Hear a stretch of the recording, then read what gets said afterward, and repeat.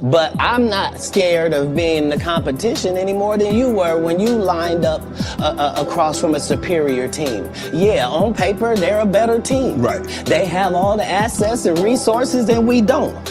But let us get on the line, boy, and see if that factors in. I guarantee you it won't. Wow. Keep it going. Some privilege in the back, blowing. Hold it down for the Bay, repping Oakland. It's all a fugazi. And you know the difference between me reading your papers now and me reading your papers 10 years ago is that now I know when I read it. 10 years ago, I didn't know when I read it. This is no matter. It's not on the elemental chart. It's not fucking real. Right, all right. It didn't happen. It didn't happen. And I hate to seem like a petty individual for picking apart lies.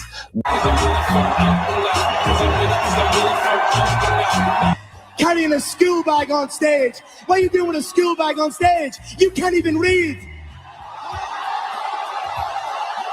No, you ain't the champ. Hey, this is so embarrassing. How you gonna do this? Embarrassing. How you gonna do the champ? You go fight more than 4,000 people live. One more people in training. 40 years old carrying a school bag. The man doesn't even fucking read. And Dad tried to teach me and my brothers, never try to be better than someone else. Always learn from others. And never cease trying to be the best you could be. That's under your control. I coined my own definition of success, which is peace of mind, attained only through self-satisfaction and knowing you made the effort to do the best of which you're capable. What do you both think about fear? I'm not in this world to live up to your expectations. I'm here to live up to mine. He who is not courageous enough to take risks will accomplish nothing in life. Fear is a teacher. And I don't skip class. What are you doing? What are you doing? Nothing. Me? Just hanging around. Hey now, say now. Hey now, say now. Hey now, say now. Hey now. Hey now. Hey now. Hey now. Hey now. Hey now. Did I just nail the grail? You just hit the grail. Did I just nail the grail? Hey now, say now. Hey now, say now. I might have made a faux pas. Let's just a little scrutiny on myself. I don't think I changed my shirt. I think it's summer. I slept in this shirt. I worked all day on the live, on a smartboard video. I had a doctor appointment. It feels good. It feels good. Later tonight, what do I know about hockey? I know that my Golden Knights, my Golden Knights. I mean, I grew my stepdad's a Sharks fan. But the year I moved here, the Knights, first year they start here. I have had the double screen. I like the YouTube TV double screen. A little too small, even on a big TV. But you have, Spurs game on one side with sound. The other side, it's hard to turn away, man, from how fast it moves. Knights going to the finals. Hey, what do you? I'm talking crazy town here, how everything's going. But NHL finals ticket. I mean, what to get you in the building? I should have, by the way, there's a poll vote now. I think it's a good poll. But to get you in, I'm going to look at chat real quick. I know the number I have in my head that I'd be willing.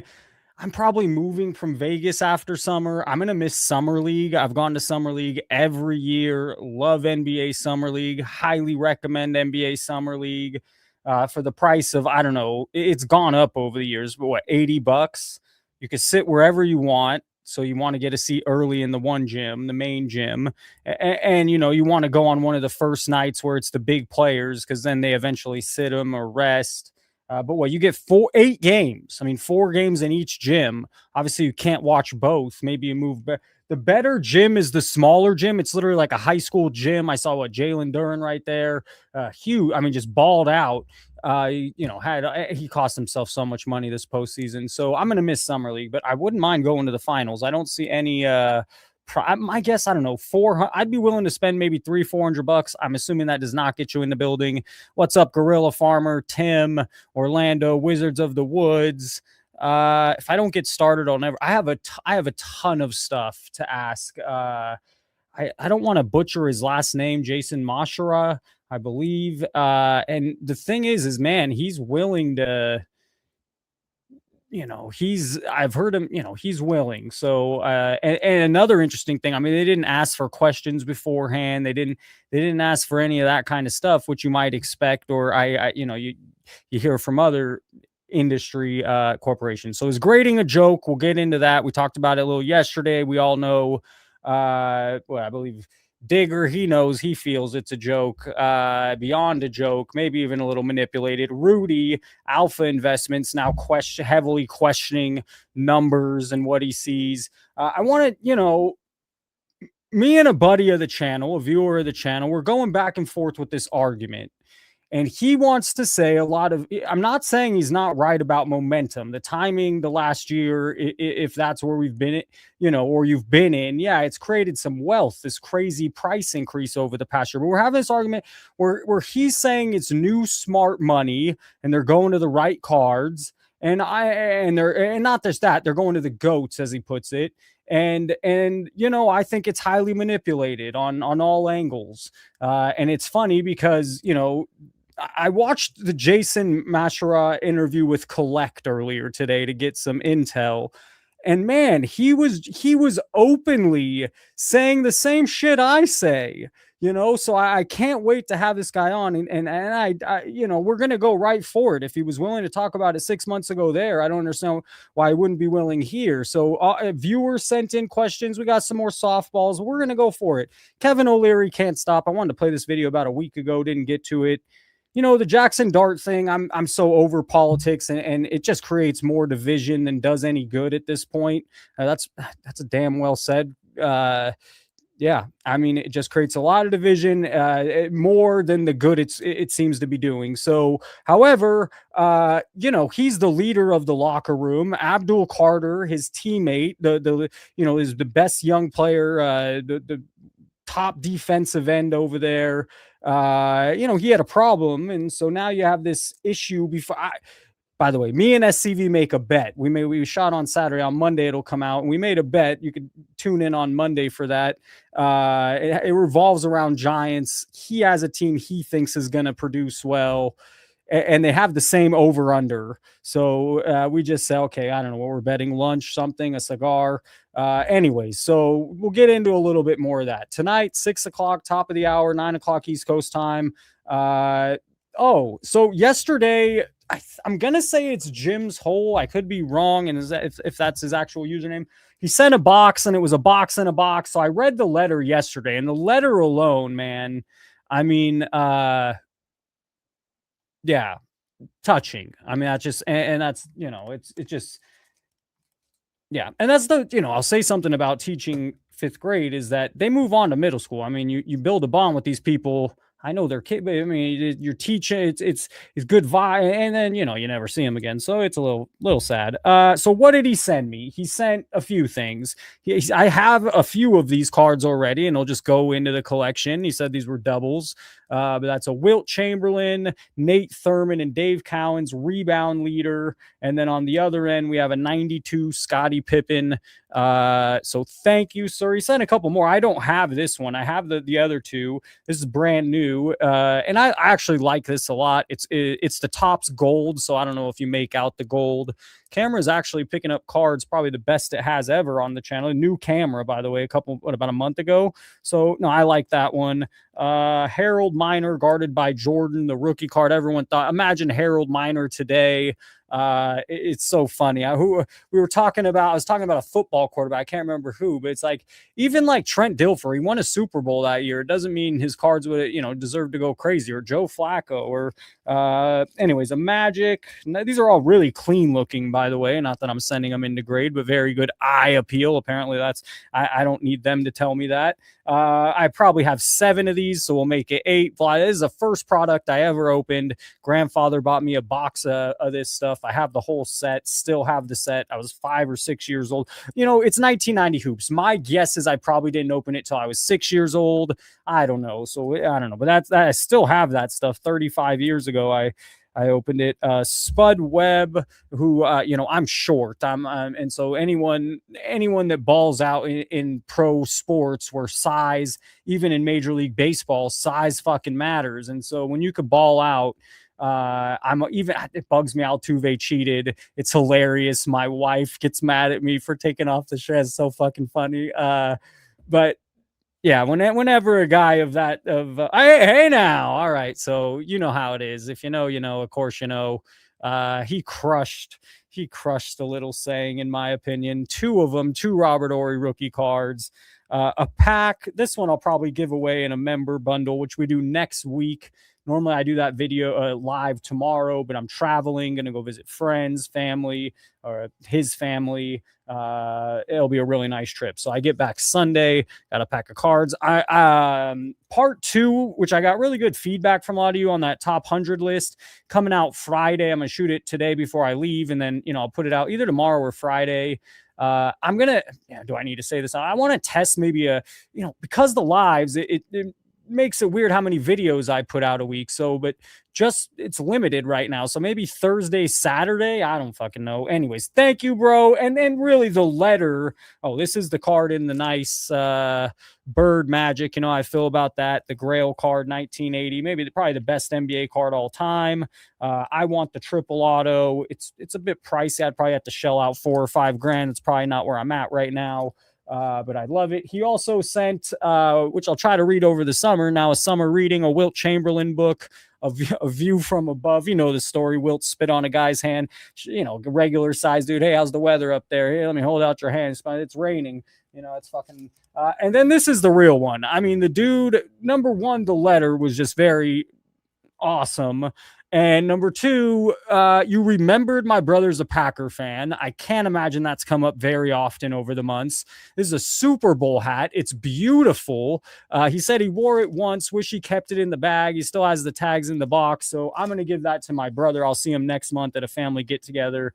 And just really kind of you, man. So, 702-483-7344. Let's get a couple voicemails for next week in the bank. 702-483-7344. Tonight's poll of the night, because not a little foreshadowing, but it is a little foreshadowing. Some of the things I'd like to bring up with Jason later on this evening. So which is the biggest issue below? We got shill bidding, auction house terms of service, grading consistency, or overprinting. Man, I mean, it's a tough to pick between the 4. They're all pretty bad. S&P 500 will follow weekly. Last week we saw it at $7,420. Today it's up to $7,520, so up $100. And last year at this time it was selling for just under $6 grand. So and then we have crude oil prices, which have seen a big dip in the past couple weeks. So good for our gas prices, possibly.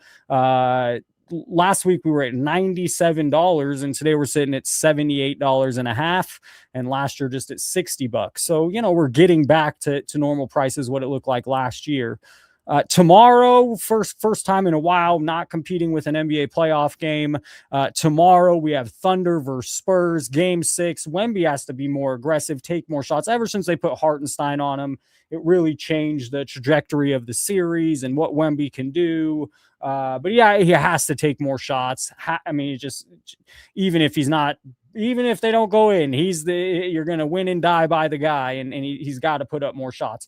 The Knicks are being able to rest here. They've looked dominant in the playoffs. Does that mean they'll look dominant in the finals? I don't know. It should be a good NBA finals. Thank you. I mean, if nothing else but consistent, every show, $1.99. Share this live to your work email distribution list. Hey, and that's something, I can do so much, but anyone, if you're enjoying the lives or you're spending 2 hours, 4 hours a week, yeah, man, maybe share it with someone you think that also might enjoy it. I appreciate it. 101 Designs a lot. The Knights sweep the Avalanche. Again, I'm not a huge hockey person. I've been paying attention a little more. Dave Snyder kind of got me riled up with the Sabres. And, I guess the Avalanche was kind of the team to beat here. So I don't know. The finals, the Knights have teased before. I think they have one finals cup in a short time. And right now it looks like they'll be playing Carolina Hurricanes, I assume, and crush me now. Is it Carolina? They're up 2-1, so the Knights will be able to rest now because they swept. Last little bit of sports news: apparently Travis Kelce today purchased a minority stake in the Cleveland Indians. No, I mean Cleveland Guardians, and that's what it is. So let's do a little Instagram. I have quite a bit. We'll get into this WAR list: wins above replacement, Major League Baseball. I have a whole thing on it. Okay, a little hard for you to see. A matter of fact, maybe if I go this route, and then let's try to, this is not a stretch, just an observation and maybe a stretch. So this is the S&P 500 chart.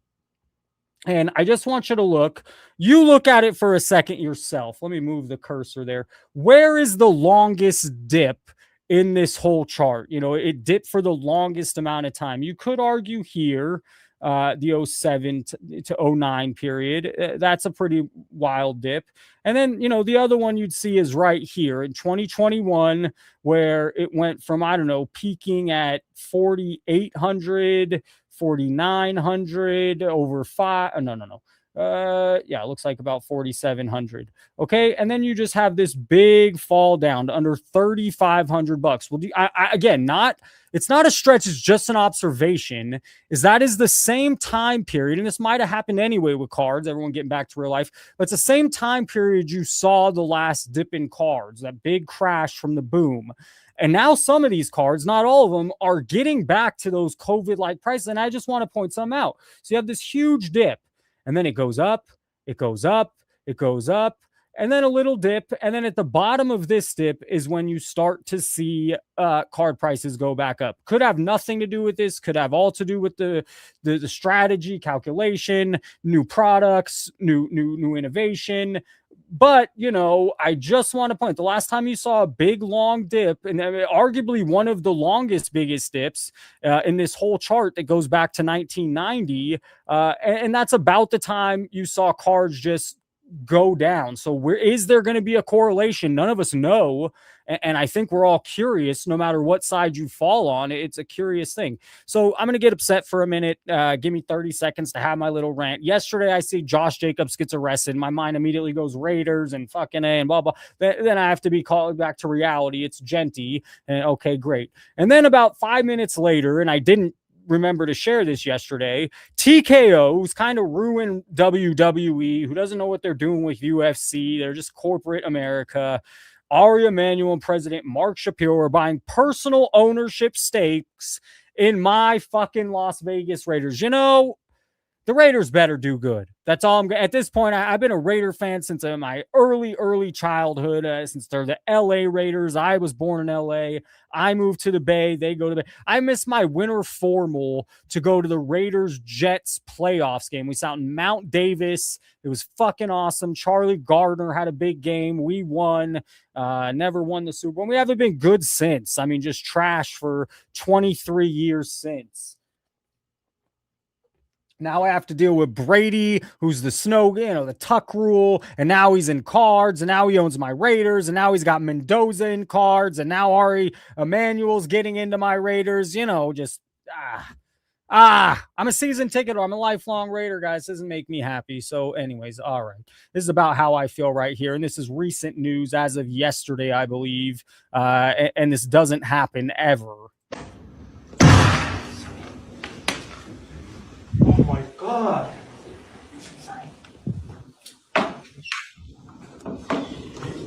His first classical chess win against Magnus Carlsen. You can see Carlsen wasn't happy about it. He's not consistent of playing a ton of chess, but clearly best. All right, now that I got a little upset for a minute. This is hilarious. It's great interview from this college baseball player. You walk into a stadium, 8,000 people. Oh, come on. Walk into a stadium, 8,000 people, they all want you to lose. But as long as you got your 26 guys ready to kick ass or kick butt, you're gonna be all right. Sorry, I sweared. I shouldn't have. No, sweared. you're good, man. Let's go back to that last inning, 9th inning. What are the emotions like entering that inning?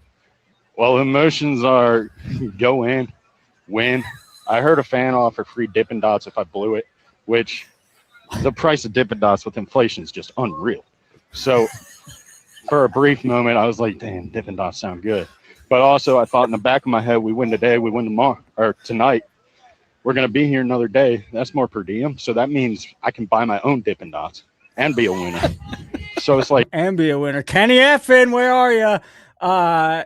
It's funny out there. This dude could easily pass for 27 years old, 33 years old. He's playing college baseball. So what is he, 21? I'm going to go out there. I'm going to attack. I think 3 words every time I'm out there. The first one's a swear word, starts with F. Second word's attack. Third one's win. And I just repeat that to myself. Unless, there's a breach in the system and I walk a guy and I got to tell myself I'm a few different things that isn't a winner. I might break that, but then I get right back on it. Just this attack win, And Steve, it's really easy pitching when you got a defense like ours. I tell you, it's so easy when they're behind you. As long as you keep it in the yard, you got a chance, which is pretty cool. Does anything make you nervous? Caves. Mainly. Nothing really. I mean, I don't see any caves out here. I know we're in the South, but it's not the desert. That's where I find most caves are probably at. But, this is just a game. There's going to be way harder things in life. Hell yeah, bro. Great striking out beside or not walking somebody. Right. So I don't really get too caught up in all the jibber jabber and all the mean things people might say to me because it's just, I think I'm a cool guy. My dogs think I'm awesome. My teammates like me. And my friends like me. So I'm going to attack. I'm going to win. It's simple. F attack win. I hope this guy goes pro. Okay, so our good buddy here we follow every once in a while because he just states the obvious over and over. And again, so he's stating the obvious and you wouldn't expect him that. He normally doesn't take this route. And it's just so great card, major sale, sure. But at 1.35 million, this looks like one of the biggest overpays we've seen in recent memory. So even this dude saying it, and I'd have to agree. We got the gloves back. What's up with the fucking gloves and Ken Golden?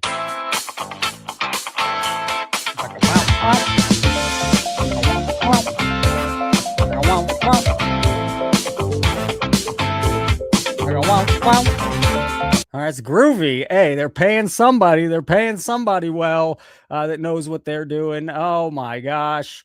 Propaganda. The fucking gloves. Whenever you see the gloves, it's propaganda. Hell of a song.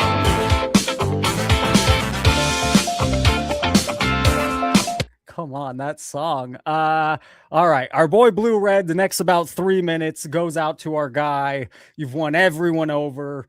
It doesn't matter what you talk about. Normally our community, they're not big on Charizard and TCG getting brought up. Blue Red talks at 5 minutes, no problem. We're all rooting for you. Yeah, a younger nerdy brother, our younger nerdy brother. Is that what we're gonna? And I'm a nerd too. Don't worry about it. Con crash 9,000 in 2 months. You got rid of it at the right time. If you had got it back quicker from the grading companies, you would have got rid of it at an even better time. So I do see a bit, kind of whatever. So 19.5 grand down to 10.9. And so, is this real money? Is someone losing 50%, $10,000 doesn't exactly make them want to keep playing. And maybe they're just winning in other sides, so it's okay to lose there. But, is it real money? I mean, that's just what I want to know. Because when someone does lose 10 grand in a month and a half, and I keep saying how volatile everything is, and whenever you see 100% in 10 years or 50% over the year, I mean, it's not how things work. So my instinct is, okay, this is volatile. This is risky. It could go any way at any time. And this is cyclical. We saw this coming. He didn't win Rookie of the Year. Even if he did, the season's over. Onto the Wemby hype, onto the playoff hype. What else we got? 9,000 down to almost 5 grand, 16,000 down to 11. And this is just now. I mean, as the offseason progresses, and as the one thing I love about the NBA is the draft is right after right after the finals. So that's always a lot of fun. Then it's Summer League, which I already got into. Fucking love Summer League. So, it's just going to continue to go down, to be honest. So anyways, that's, and then this is shout out because he mentioned Russell Westbrook as being some stud. Recently, I saw Russell Westbrook. Anyone can make content on a thing. He was the third best point guard of all time. He's not even in the top 5. Putting him in the head of names of Jerry West, even putting him in John Stockton's ridiculous. I understand he got numbers, but he just went for numbers. He's not a winner. He's kind of a let's just take a look. No volume.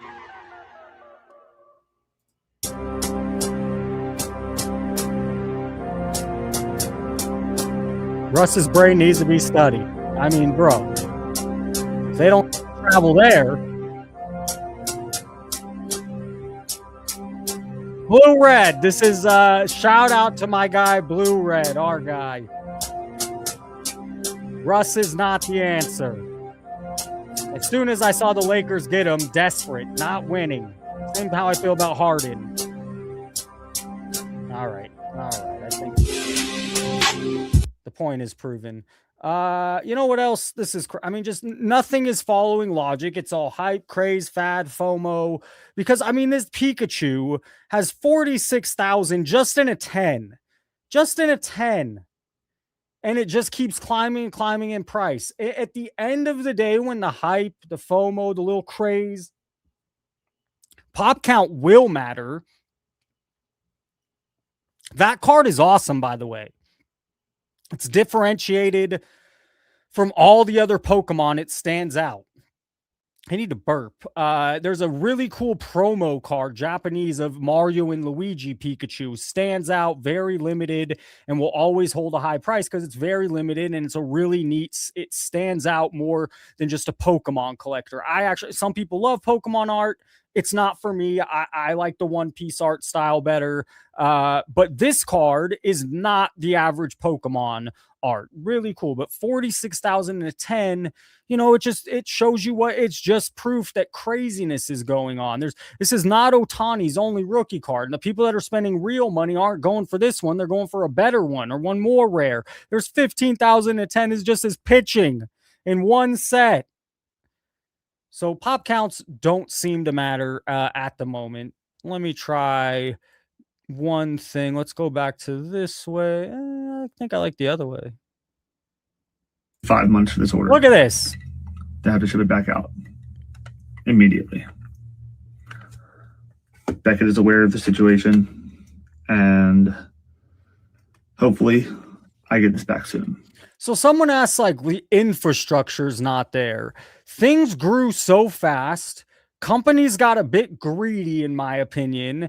And instead of the infrastructure, making sure we have consistency in grading, making sure people don't have these problems. The people that are posting this, yes, you do hear more problems than the positives, but they all say these are just the social media accounts that are having issues, or people that have a platform that have issues. How about all the guys that don't participate online that are having issues?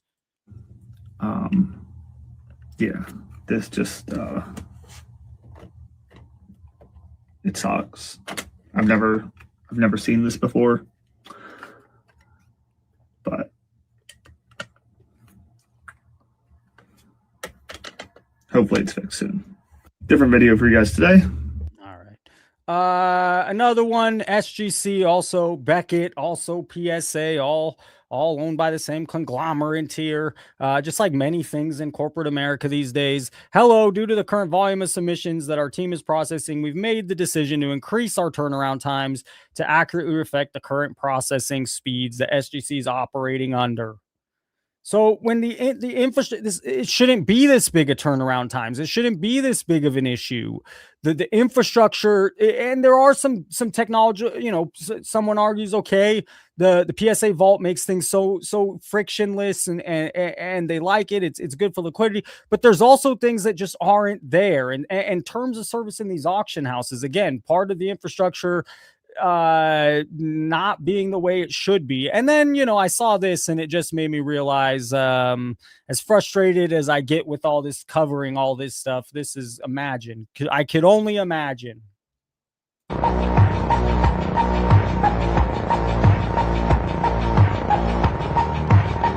this is real, which I assume it is, fun fact, epic funny page, talk guys, the ones on the right hand side. This is just insane that this is the case. I'd never. You couldn't pay me enough. How much? 10 grand with my cell phone or a video game. Not driving. Oh man. $25,000 and I'll sit through that. I mean, am I going too high? Would I really sit through it for 10 grand? Probably. That's just ludicrous. He says AI, that's my for you never know what's real anymore. So who the hell knows? But yeah, no thank you. This is Trevor Bauer just can't seem to get things right. Holy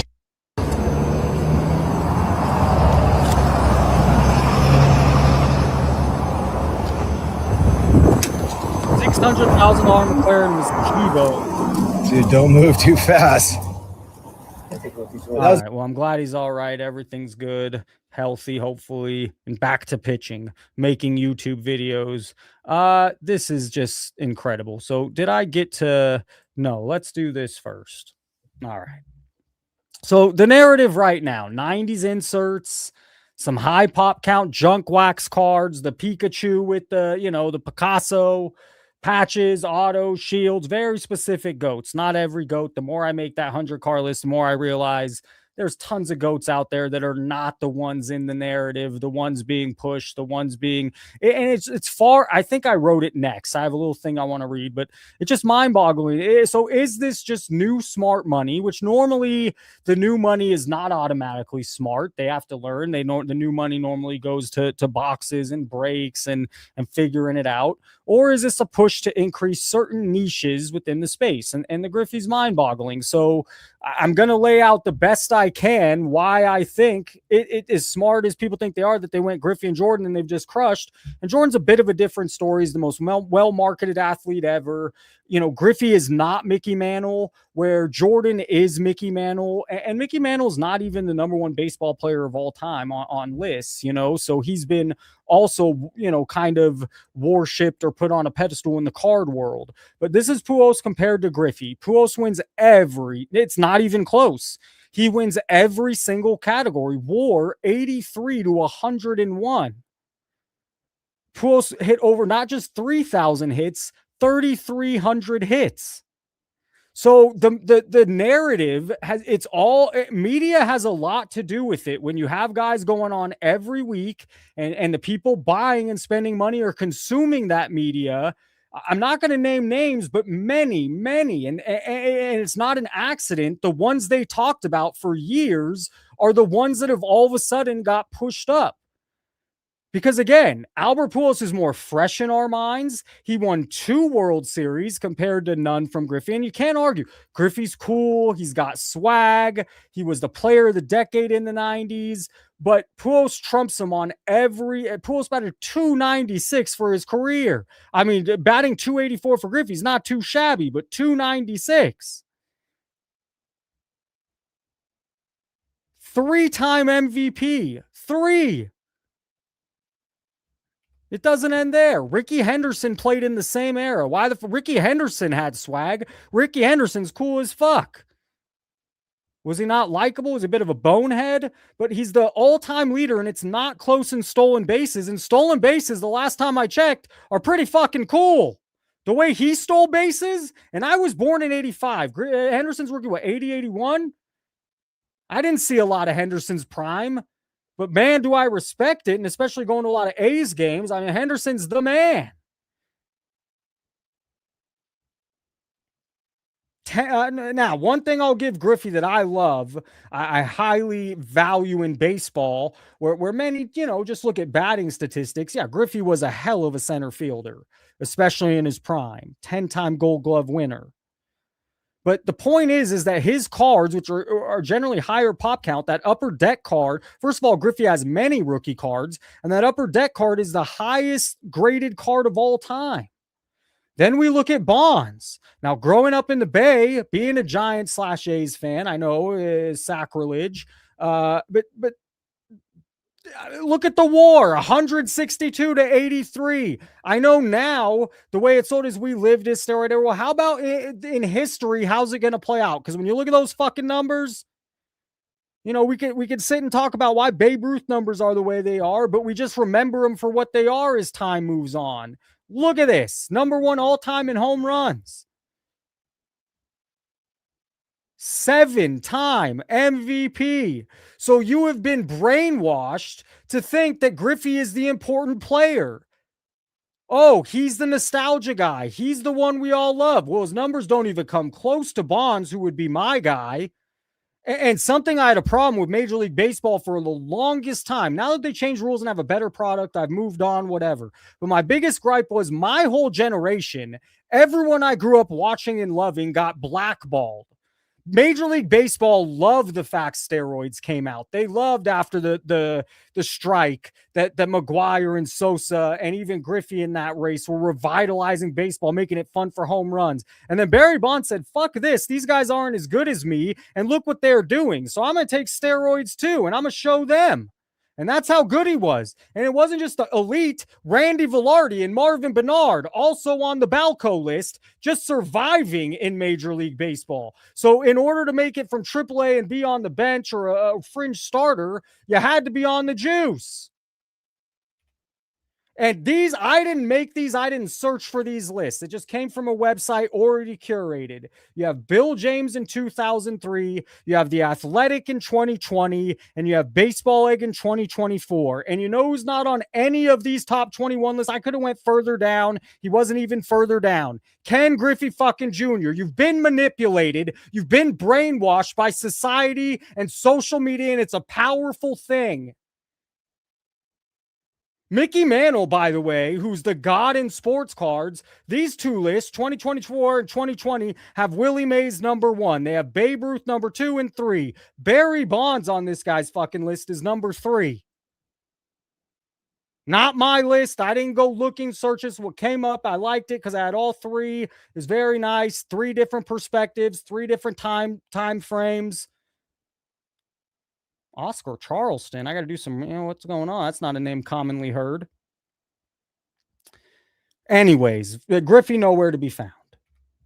Then we look at the prices. Okay, so Griffey's PSA 10 right now, Upper Deck, where he has many other rookies, so does Pujols, by the way, $5,600 and climbing. There's 4,244. Now, I just showed you, Pujols had a far better career. He didn't have the swag, or he's not okay. Oh, he's so well loved. For my guy was Bonds. It wasn't a doubt. I grew up in the Bay. Was Griffey cool? Yes. Bonds was still you couldn't blink during a Bonds at bat. The eye, and I know steroids helps, but the eye that Barry Bonds had it's like the Terminator at bat. It's like he literally had the Terminator computer and he was going to bat. He saw balls and strikes better than anybody. And then the bat speed this motherfucker had. Oh my God. But this Pujols card, there's 269 in a 10, not 4,000. And it sells for less than half the price. And by the way, this is generally his biggest base rookie card right there. I like the Bowman better. It sells for less. I'm putting the Bowman on my top 100 because that's the one I love. But this one generally sells for more. And then we look at pop count. Well, 194,000 of these bad boys, the highest ever combined graded, where there's only about 4,000, about what's in a PSA 10 of this Pujols.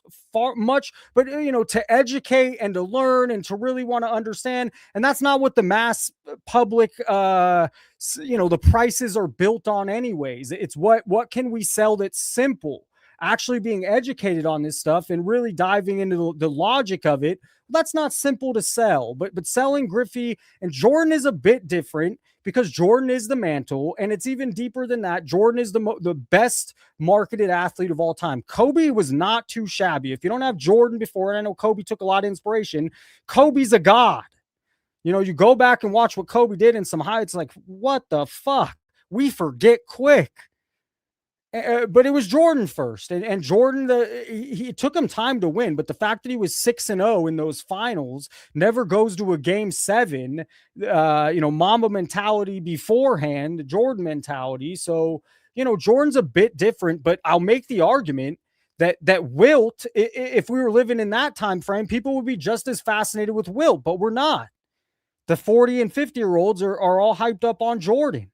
Or if you were living during the Kareem or Magic time, well, my dad blows me away. He could tell me every fucking Super Bowl, who was playing, where he was, what happened. I mean, I love sport. My dad's a fucking that recall on him for just, it's funny. He does it for actors and actresses. So we grew up in California, it's recall on kind of minutia, but in the sports, it amazes me. And Magic Johnson, he dies on that hill, is the best basketball player he ever saw play. And I would die on the hill that Kobe, I'll take Kobe every time over LeBron, because Kobe wants to kill you, and LeBron, well, he has all the talent in the world, of course. So this is Bond's basically most expensive, if you don't go to Tiffany, his most expensive base rookie. There's 1,700 in a 10, so a lot more than the Pujols. It sells for only $840, but you can see it's still a lot less than the Griffey that's selling for 6x, 7x.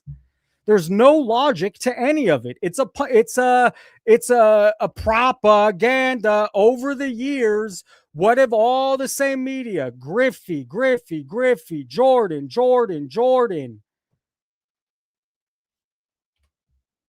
And the pop count, well, there's 48,000, which is a lot, but there's 194,000 over here. Finally, I'll get to Ricky Henderson, where it proves just pop count will and does matter. In the 10, there's only 25 of them, and that's why it sells for $183,000, because pop count heavily matters. But then this is where, the education's, it's all confusing. And this is going back 50 years. Imagine when people are going back to this genre, how confusing it's going to be, but, and there is a split. There's the luxury, the high-end consumer that's buying these expensive stuff, and then everybody else. But okay, so then you go to the PSA 9. There's 2,000, a little more than 2,000. Sells for 2,700. Well, combined, there's 2,300 of the 10 and the 9. Still far less rare, far more rare than the Griffey Upper Deck PSA 10. But that one's going to sell for 5,600, more than double what this PSA 9. So, oh, God forbid, it's not a 10. Clearly, people are valuing it. It's $2,700. So, this Griffey card, I find it to have been showbid over the couple years. People have a lot of it. It's also the story behind it. It's easy to sell. It's easy to tell. He was the GOAT. He was best. He wasn't.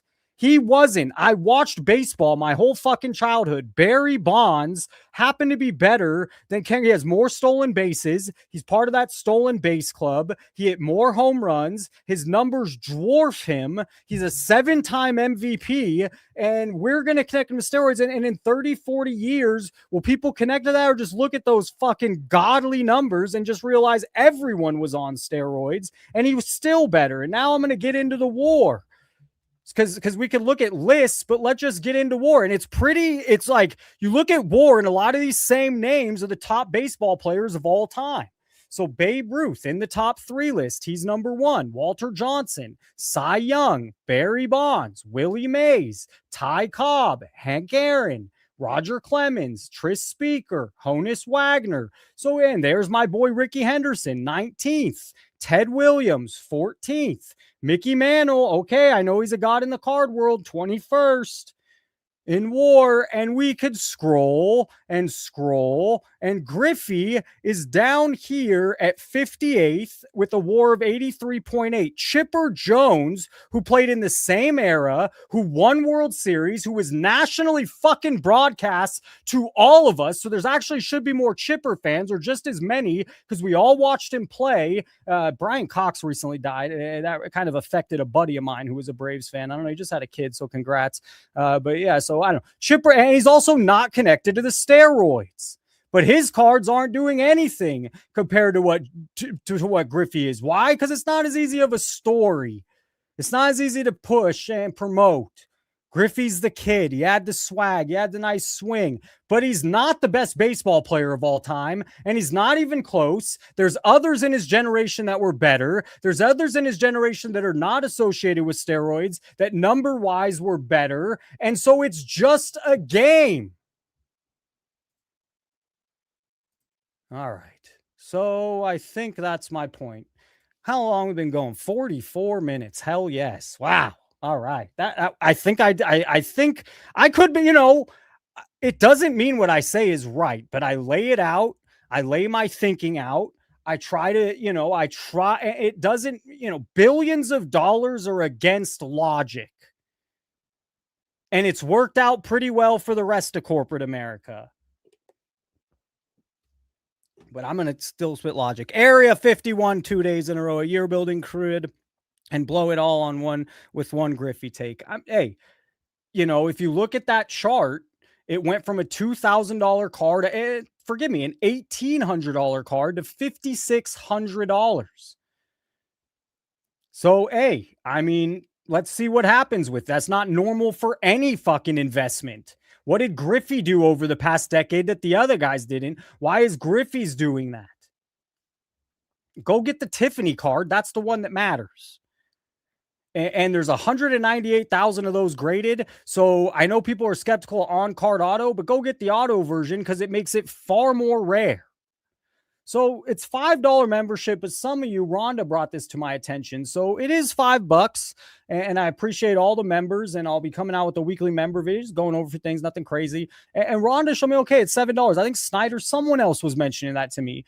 But first of all, YouTube takes 30% of it. So the $5, what am I saying? $3.50? I don't know. So, okay. So then if you buy it from the App Store, it charges you more. It charges you $7. I'm not asking $7, and they take another 30%. So if you do buy a membership, try to do it through YouTube or saving yourself the $2. And number two, I basically don't see it. It doesn't come to me because when you do it this way, 60%, 30 and 30 go to them. The other way, 7, I'm seeing YouTube's taking 30%. So anyways, okay, here nor there, but just clarifying. Every night, Tuesday, Wednesday, in about 15 minutes, President Upper Deck. I have a lot of questions laid out for him. I'm excited for it. So why don't we do this? I've been the Jaxon dart drama. What else do I have up? Usyk kind of was losing this fight. Controversial stoppage. I think it's kind of a semi-good. It seemed like the ref jumped in and knew he was going to stop it before the bell. Kind of stopped it at the bell a little after. It would have went another round. If it went to scorecards, Usyk might have been in trouble. Triple G, my favorite boxer of my generation, loved watching Triple G, took a lot of inspiration from him. His rookie card here, the Allen and Ginter 2016, just $20 raw. But then there's also this more rare stuff from 2015, Seedman's Boxing. If I said that right, it's $100 there. I kind of want to buy this one with all 4 of the big rookies there. Chocolate, what is Roman Chocolate? I'm going to say it wrong. Gonzalez. Just a beast at a very small weight. Lemieux didn't have the best career, but fought all the best. And then, so this Seedman set seems to be, there's some big rookie cards, a whole set, $5,000, Tyson Fury, Deontay Wilder. I'm not going to spend the $5,000. And then just found this interesting, speaking of mixed martial arts, Tony Hawk investing in new MMA league that will compete with UFC. So Dana White, there's a lot of, I don't know how much their fans love what's going on over there. I don't know how much their fighters feel like they're getting treated fair. So I don't know how serious this is by Tony Hawk. But he did. Former Strikeforce and Bellator CEO Scott Coker is getting back into MMA with brand new league. The promotion has already secured $60 million in funding, so he's just waiting to get back. He's back along with Tony Hawk, and maybe Dana White will see some competition. All right, so we got about 10 minutes. $10 another one. Bobby Boucher for the Batman. Hey, so that the money you're giving, I'll take it. I'm hoping to find that same dealer at the National who had the Batman stuff raw. And that's what I'm hoping to do again with some of my national money, because a lot of it just overpriced or not for me. That Batman stuff has gone up in value since I was there last national, so that sucks, but it's where I saw value there and was fun. So this guy just can't quit, and he wants to be the spokesperson for the promotion of our hobby. Dressing the way every filthy rich person should. Thank you so much. So tired. I am so tired of millionaires and billionaires dressing like they are, mowing the lawn. You walk around and you go, I'm rich. How much is that thing around your neck? The card's $26 million, but the Tiffany frame for it, Propaganda! one of a kind, priceless. But wait, there's more. Yeah. Oh, is that a ruby Rolex to match it? Yes, it is. The thing that's so frustrating, like you'll see big time celebs take ads and da. Dude, what they don't need, he doesn't need this. He was on Shark Tank. He's got all the money in the world. He doesn't need to do any of this. And it's just fucking greed, man. Capitalism at its finest. What are we doing here? And of course, let's make it happen with this Cartier asymmetric. I mean, I look fabulous. The world's least likable Canadian just got roasted by... Kevin O'Leary has quickly become one of my least favorite people on this planet. He is unfathomably cringe, and yet he is still extremely vocal and can't stop chirping about his 40,000-acre data center in Utah. He's doing this nationwide humiliation ritual where he's going on like every platform imaginable, just be clowning himself publicly. He is an embarrassing specimen. He is and just so you understand, Charlie gets millions of views. So it's so great that he's a Pokemon guy, and he's kind of adopted a stance against PSA that gets hundreds of thousands of views. And he complete just someone on that. It's just so obvious. There's so many conflicts of interest, and just like here calling out Kevin O'Leary, and it's not a small amount of eyeballs that get this narrative. Disgusting fungus worm man. Hey now! Who can't help but yap and squeal about garbage that he is just truly clueless on. Like, he is actually an observably dumb person, and he continues to try and LARP as an American despite not even being a U.S. citizen. Charlie, a.k.a. Internet Jesus, a.k.a. Moist Critical. Let me ask, though, about why taxpayers should have to pay for this if it's a private business and your tenants are some of the richest companies in the world. Why would taxpayers be required, as they now are, to subsidize this? They don't necessarily have to do that. They just won't win any contracts. It's a competition. But why are you getting tax breaks is my question. Yeah, everybody, you go back and you say, what incentives can you give us to invest $15 billion in the first 1.5 gigs? That's what it takes. I have to go raise $15 billion. That's just okay, but anyone who starts a business, why should taxpayers have to pony up for that? They don't. But well, of course they do. If you're getting a tax break and they're not, they're making up the difference. There's a state budget. Hey, that's no problem. That's no problem. I can build it in Texas. I can build it in Jacksonville, Mississippi. But why, if it's such a good business, would you be asking taxpayers to help pay for it without giving them equity in the company? Are you giving taxpayers shares? No, the investors get the shares. But here's why they would do it. Why would the taxpayers have to? I mean, in other words, if you want to start a business, but why am I as a taxpayer? I'm impartial to Tucker Carlson. Whatever. But I'm going to be fair. Every time I've seen him on this, with guests, bro, he does push and ask some really solid questions. They're forced to pay for it. Your business. Kevin O'Leary can only grin and smile because he knows what's up. Yes, I don't get it. For Tucker Carlson, as they say, a broken clock is right twice a day. And let me be clear, screw both of these people, okay? I do not stand with either one of them. I'm not. TYT, I thought this was supposed to be sports cards related. It's just they get too political. So, but this is on TYT. I don't even want to say go check it out, but 140,000 views. And that doesn't count Charlie's video. We got hundreds of thousands of views. Want to make that clear. He is Canadian. He has not even bothered to become a U.S. citizen. Yet he's willing to go around preaching about American values and trying to, dictate how policy should be. I don't think there's anything wrong with being Canadian. A lot of Canadian collectors. But I think the point is that what he's saying, at least I gather, is that because he's braggadociously coming around as if, U.S. values, and that's why we need these data centers in the U.S. And apparently I've been reading about it. I heard that it would one of these data centers takes up what I heard first, and I do my own research. It takes up 2 New York cities energy wise, as if everything was pumping in the summer. And then the more I research, it sounds like it's 1. It's still incredible. One of these data centers takes up the amount of energy of a New York City fully going in summer. I mean, that's a lot of energy. he's singing the blues about, oh, this is so bad now. People don't support my 40,000 acre data center in Utah. Those aren't real Americans. Those aren't real patriots. Those are Chinese spies. When he himself is not a American, he is a fraud. This guy is a actual miasma of cringe, filth, and greed. Charlie is cooking here, as he will throughout this video. To stop advancement of technology with the uncertainty it brings has always been a dilemma in capitalism and in America. And it's a fair comment. But how is this capitalism? If taxpayers are paying for some of it, how is that capitalism? That seems... I think that's no different than building an apartment. All right, so if you want to watch the rest, it's over there. I don't like how they get political in a sports channel, but fine. Speaking of political, which I'm not going to get, but again, this story, and then I think, in about 5 minutes, our guest of the hour will come on. I have tons of questions. There's a couple you guys have that Frank starred, and then I have viewer questions as well that were sent in. But Eddie Mixed Pigskin have...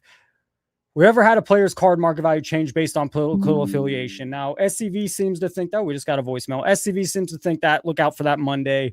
And he knows what he's talking about with these quarterback markets. I think he's also a little biased, though, on the Jaxon Dart stuff. However, where my interest comes in this is that, and I mentioned this earlier, Abdul Carter didn't like that he did this.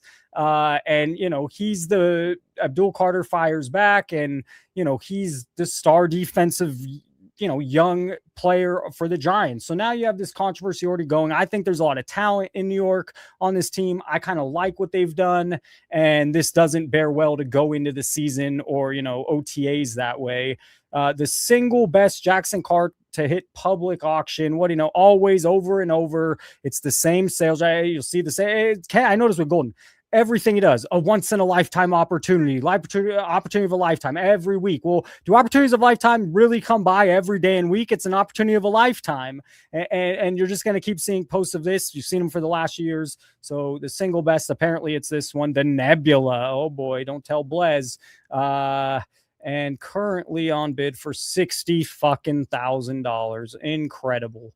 Why don't we, while we're waiting, we could take a look at that stoppage, and then we'll get to just what I think is going to be a great conversation here in a few minutes. So here, a lot of people thought Rico was winning. That's how you say his name, and they were saying it kind of funny, but they're talking in different accents. And but Usyk was coming on heavy, and then they stop it at the end, which they got a lot of controversy. There'd be one more round. It sounds like Rico might have been winning the fight.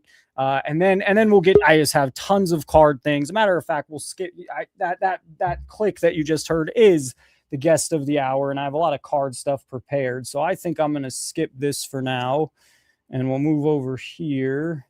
Let's do a couple things. This should be a lot of fun.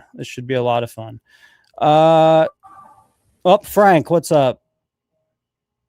Nope, he's gone. There's my bald head. There he is. All right. Mr. Jason, I think Masera, am I saying it right? Mashra, I think Mosh Pit. Mashera.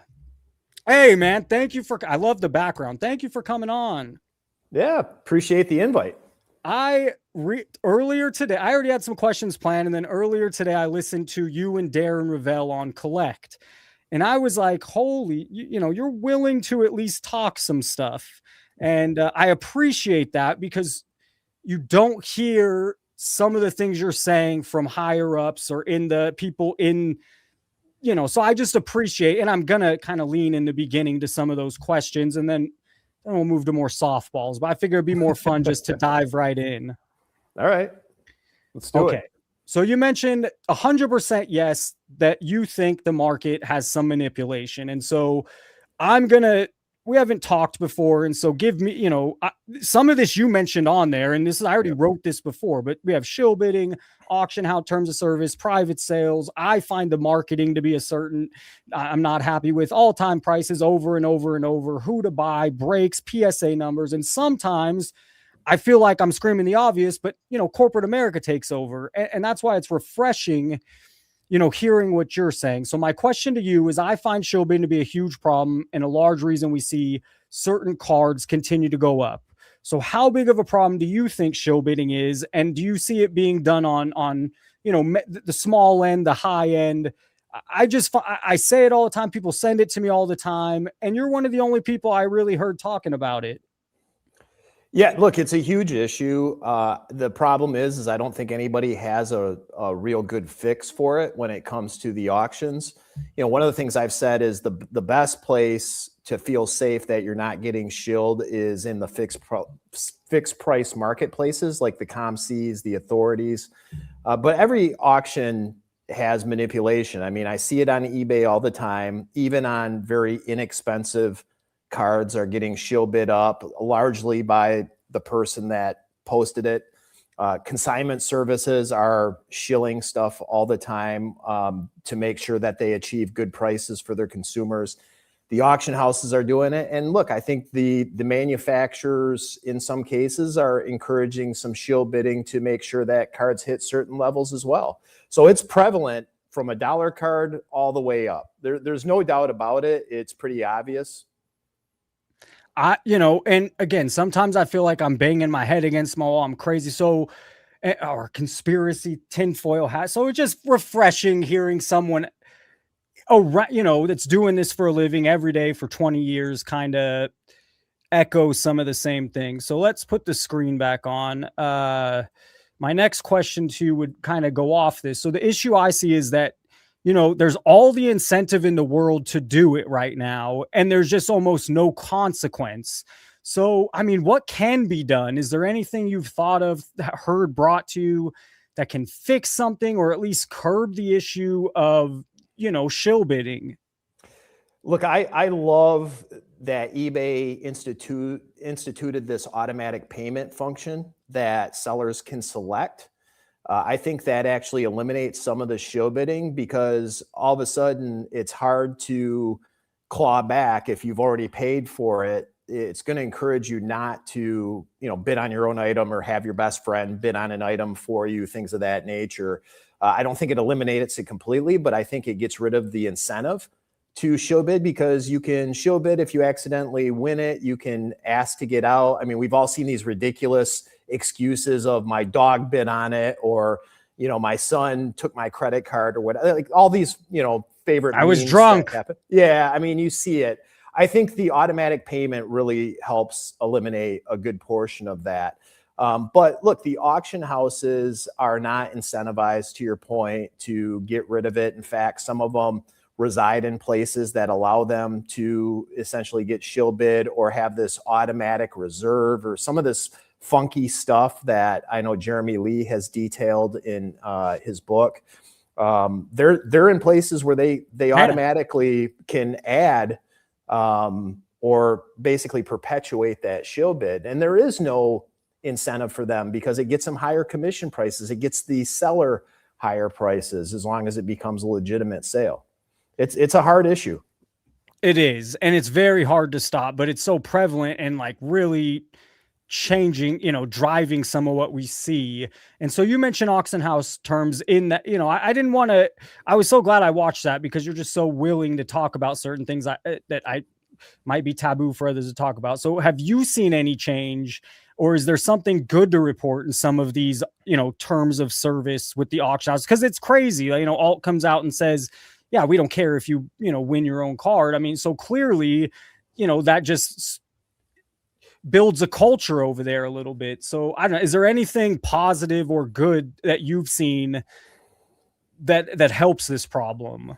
Well, I think what we've seen is there's a couple of new auction houses and you know, I don't know the names off the top of my bat and I haven't done the due diligence on it, but I have heard a couple of newer auction houses that have said that they're, you know, they have policies strictly against it, that they're trying to eliminate it. I think that's a good step because if you get some new challengers, it may force some of the legacy auction services to clean up their act. But again, the hard part is if the ones that are encouraging the shill bidding or allow the shill bidding to happen are getting higher realized prices, I know, versus the ones that aren't, I know, like people are still going to move to the places where they're getting the higher prices. Yeah, the incentive is if one consigner is going, or auction house is going to get you 20% more, it's hard when you're selling not to go to that auction house.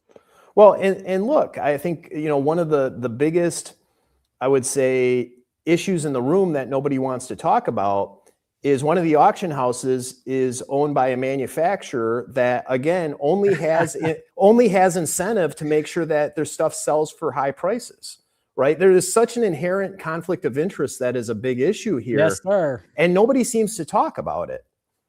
I didn't want to throw you in a bad position, but of course now, because they're only trying to make it bigger and the spot, and they are getting more there than other places, and they're the ones printing the damn cards. It's crazy. Right. It is. I'm so glad you brought that up. So one area I kind of disagree, and I'll just take your feedback here. The people in the know, the people in the industry, you mentioned you feel like a lot of people know what's going on, and a lot of us do, and we just, it has to be accepted kind of. But I'd argue also this new push to bring new people and new money, whether it's someone spending 100 or 100,000, I'd argue they're kind of clueless and they don't know a lot of this is going on. What would you say to that? Well, I'd agree 100%. So, you were talking about some of the recent auctions that closed that I think everybody is extremely suspicious of, and they should be. The issue is that people in the small circle of the current industry clearly have a lot of skepticism on those auction results. The problem is when it hits mainstream media and people who don't understand what's going on in the industry see that, they believe those headlines. And look, there is a societal shift over the last few years where people tend to believe kind of everything they read, right? And they get swayed by a lot of headlines, a lot of posts on social media. And it is a problem for new people coming into the industry because, we think that, our small group that talks, whether it's in these live streams or podcasts and stuff, are representative of the greater hobby. It's not. You do have a lot of new people that haven't found these channels, and they haven't found the Facebook groups, and they haven't seen the message boards.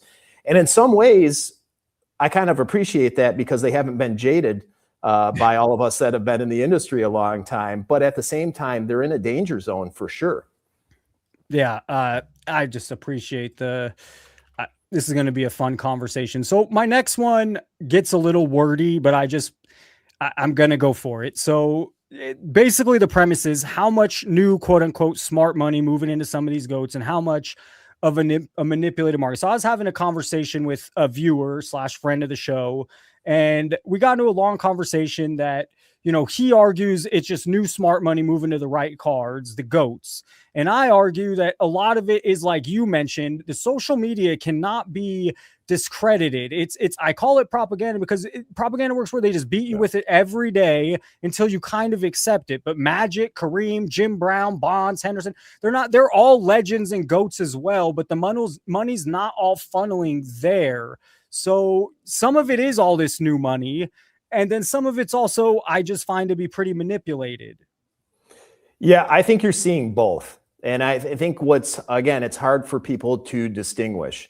I point back, there was some heavy manipulation around the Michael Jordan star card that pushed that up very quickly. There were a couple people that had heavy positions in that card that were trying to push that card up so that they could sell it and take some profits. They've made a huge push to legitimize that card. And we saw what happened with that. That card has since come down. It's still elevated from where it once was before that big push by a couple of minority stakeholders in that card. But it was clearly manipulated, and it was manipulated by multiple parties. I think there are definitely some recent auctions that were heavily manipulated as well. But there are other cards where you do have people, very wealthy people coming into the industry that want to own a piece, and they don't understand the shield bidding. They don't maybe realize where that card value is relative to other cards. They just want to own it, and they have the disposable income to buy the thing. So some of those sales are legitimate. Some of them are manipulated, and it's hard to distinguish between the two. And that's one of the danger zones for everybody right now. Well, and I guess the marketing, I'm going to call it, the social media aspect, it's like some of that, the dirty auctions or the, prancing around like Kevin O'Leary, that creates some of the real sales. Now you have people finding it credible and, oh my goodness, and let's put a little portion of our money, because you mentioned that interview. Yes, there are some high-end shoppers right now doing very well, and they have the money, but some of that money is attracted by some games being played, in my opinion. Yeah, no, there's no doubt. And when you see the promotion and you see these people jumping in saying this is a great investment, look, they're here to make money and they're here to promote the category, which is great. Like I'm all for people promoting the category, but when you boil this all down to just being about money, eventually the dance stops and the accumulation, like stuff doesn't go up forever.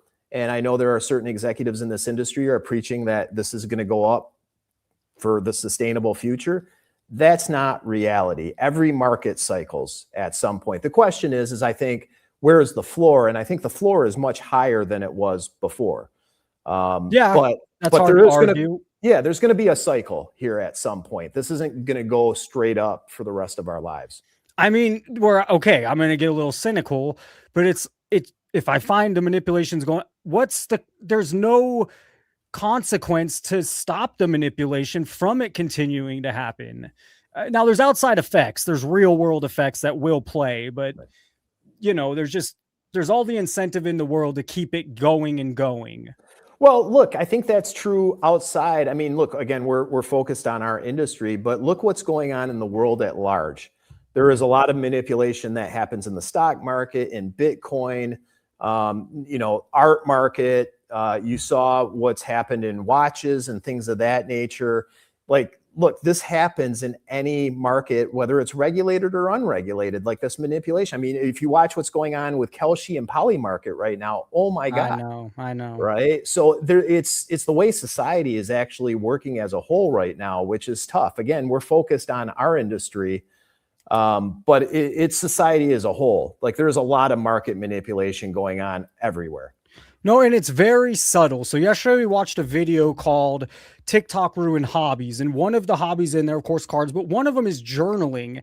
And on social media, they're really pushing you have to have all these different fountain pens and all these different colors and a different journal for every different thing you're thinking about. And people are spending thousands on just more pens. And so, there's such a blend of what's happening in society, even in other niches. But it's the fact that a lot of corporate money, big money, they're trying to attract more of these wealthy shoppers because it adds so much credibility, to the public. Well, look, I think there's a couple things in what you said there, right? And look, social media is a huge influence for where we're at as a society right now, but people have always been influenced. Fashion, people have been influenced by musicians or actors, handbags, cars, sunglasses, things of that nature. That has always existed. Just social media is still so new. That part of being directly in your phone 24/7. Right. I think, there's always been these influences that have been there, but social media puts it on steroids. And then you have a lot of people with an agenda, right, that are trying to push certain things. And look, people right now are overdoing a lot of different things. You talk about journaling. Yeah, look, again, people have a lot of disposable income. And if they're buying $600 pens to journal, like that's the choice they're making. It doesn't make a lot of sense to me, but that's not my wheelhouse either. I guess some people, I teach the youth, it's like they don't know any better and they're getting, as this is normal. And maybe there'll be a push swing the other way one day because they're, they didn't like how it happened, but they're also subtly getting, brainwashed into whatever or into it. And I'm not just talking cards there. I'm talking more social media.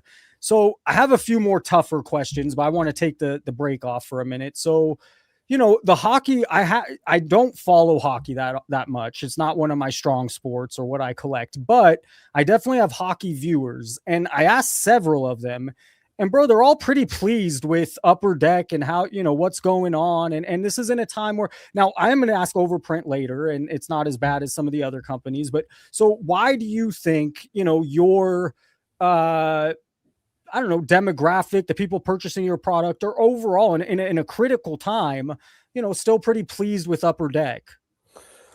Well, look, I think it's always tough when you put me in a position to talk about ourselves, right? Because whatever I say, I'm going to be super biased. But look, I think, Upper Deck still makes the best products in the industry. We have the highest quality standards across the board. I think we've been very conscious, again, and you hear this in multiple interviews I've done, about making sure the price point stays somewhat reasonable. Even through COVID, hockey never got completely out of control like the other sports. Again, we're still very accessible versus the other sports right now. The value coming out of the box is sustainable for collectors and shops. We really feature and promote the brick and mortar stores. We're not trying to eliminate stores. We're not trying to put our friends into business to own stores. We're concerned about the brick and mortar stores and making sure that they're successful and they're creating great environments for collectors. And we're out there promoting them every single day. And I think the sport of hockey right now is hotter than it's ever been. I go back to there's an inflection point in hockey right now that smells very similar to when Gretzky came to the United States, and hockey was huge at the end of the 80s and the early 90s. The momentum that hockey has gained a lot of momentum. And I think lastly, hockey collectors are collectors, and we recognize that and we encourage that. They're more concerned about collecting the cards, collecting sets, collecting players, collecting teams. They're not as worried about the flip. And let's be honest, like the flip happens every sport, every license, entertainment, sports, whatever. It's part of what we do. If I get a card that I don't want, I'm going to sell it. So I think we shouldn't fool ourselves that, people are pure collectors. You still have to sell cards to be able to afford to buy new cards and things of that nature. But more than any other sport, there is pure collecting in hockey, and we really try to feed that collector and make those collectors feel like this is a safe space and it's not just about the buck. And I think one of the really important data points to that is look at how many cards are being graded from hockey versus other sports. Why? Because hockey collectors just want to collect. They're not worried about grading and flipping the way other collectors in other sports are. I think that's a great metric to kind of show that. Okay, so these came from two viewers, and Snyder, a huge hockey fan, and Rhonda maybe too, and they kind of asked a similar question. Does Upper Deck plan to include more authentic Game Ward patches and relics in the future? And on the bottom, very similar, does Upper Deck plan to use on-card autos and lean away from sticker autos? So one, more game worn, and two, I guess we could take the game worn first, and then second, where you are on-card autos at the moment. All right, so let's start with question one. Look, I think we've been doing more authentic jersey and game use patch cards than anybody else for quite some time. If you look at the authentication copy on the back of our cards, ours has been the best for at least a decade now, as far as recognizing that the product is actually game worn and it didn't come out of a closet or a store shelf at some point. You can see that on our authentication copy. And I think one of the things that gets lost, again, hockey cards haven't been as visible as some of the other sports, is that we have more game dated game used cards than any other company, particularly in our brand SP Game Used, that has relics that are used in the Stanley Cup final, whether it's pieces of net, it's jerseys. We have stuff from the All-Star Game, the Heritage Classic, the Winter Classic, the European games, and those are clearly spelled out on the cards. And a lot of times the image matches the piece of the jersey and the authentication copy on the back. We just haven't been as visible because, again, hockey hasn't been front and center the way some of the other sports have over the last few years. But if you look at our stuff, other than the rookie photo shoot jerseys that we have to do to make sure that we have rookie patch autos during their rookie year, we have more legitimate game used jersey cards than any other company. And then the second question has to, I know it's harder to get on card autos by a lot. So, and I'm not a huge hog guy, so I'm asking ignorantly, but so is there a plan or do you already do quite a bit of on card and lean away from sticker? Is sticker just like the option that has to be done for logistics? Yeah, so I would say, again, we probably lead the way with the percentage of on-card autographs on the sports side versus sticker and labels than the other companies. I think we can do more work on the entertainment side to do more hard sign, and that's in process right now. where we use labels are typically in the early season product to get product out to market, because if you wait for hard sign, any company, if you wait for hard sign, you're not getting a current year product till close to the end of the season. That's just a fact.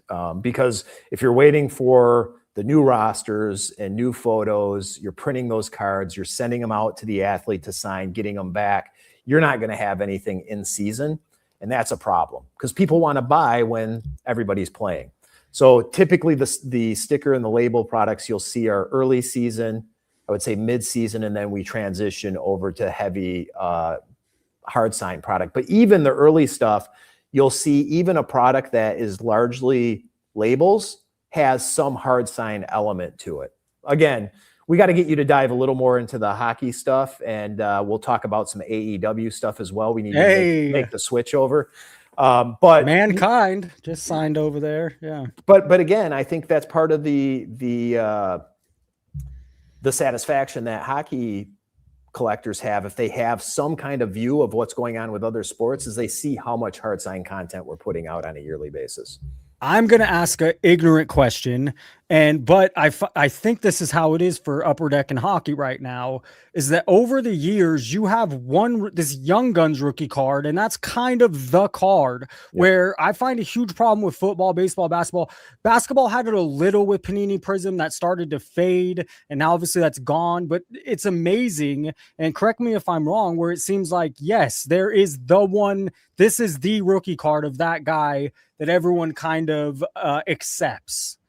Am I missing that, or is that how it is? Yeah, so there's a hierarchy, and there's actually I would say a pattern of how we release rookie cards throughout the year. The Young Gun is kind of the big, widespread, I would say mass adopted rookie card for every rookie.